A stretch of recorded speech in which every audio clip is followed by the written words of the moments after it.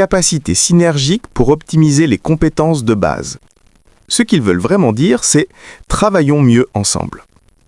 Les scientifiques ont découvert que les gens ont tendance à faire plus confiance aux explications compliquées qu'aux explications simples, même si les deux disent exactement la même chose. C'est comme si on habillait des ramen instantanés et qu'on les appelait cuisine artisanale de nouilles. Les entreprises sont les pires pour ça. Au lieu de dire qu'elles ont perdu de l'argent, elles disent qu'elles ont connu une optimisation temporaire des flux de trésorerie négatifs.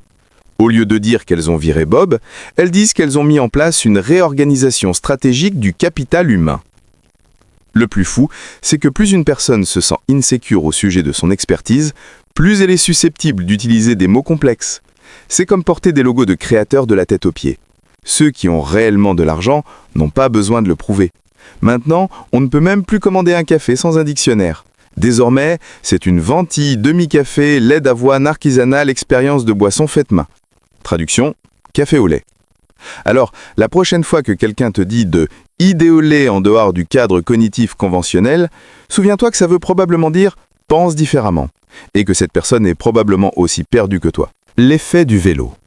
Un comité construisait une centrale nucléaire. Au lieu de discuter des systèmes de sécurité complexes qui pourraient prévenir un accident, ils ont passé la plupart de leur temps à discuter de la couleur de la cabane à vélo à l'extérieur. C'est de là que vient ce nom.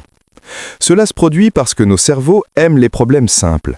Tout le monde peut donner son avis sur les couleurs de peinture, mais la physique nucléaire, c'est effrayant et compliqué. On voit cela partout. Les écoles passent des mois à débattre des codes vestimentaires pendant que les résultats aux tests chutent. Les entreprises perdent des heures à débattre des marques de café de bureau pendant que leur produit principal échoue. Les gouvernements débattent de l'emplacement des poubelles pendant que les ponts s'effondrent littéralement. C'est comme quand tu as un gros projet à rendre demain, mais au lieu de travailler dessus, tu passes 3 heures à organiser ton bureau, parce qu'organiser semble productif, même si ça ne résout pas le vrai problème. Les choses difficiles restent cassées pendant qu'on perfectionne les choses faciles qui ne comptent pas.